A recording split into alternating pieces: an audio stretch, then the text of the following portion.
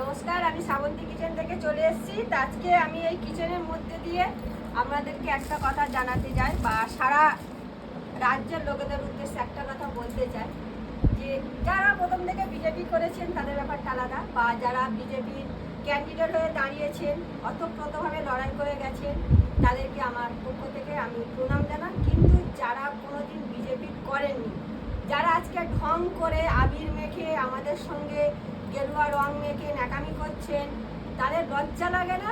কারণ টিএমসি আগে ভোট গণনার আগের দিন পর্যন্ত আপনারা আমাদেরকে হুমকি ধুমকি দিয়েছেন, বাড়ি ভেঙে দেবো, মোস্তানি করেছেন, 4 তারিখে খেলা হবে। কোথায় গেল আপনাদের সেই কথা?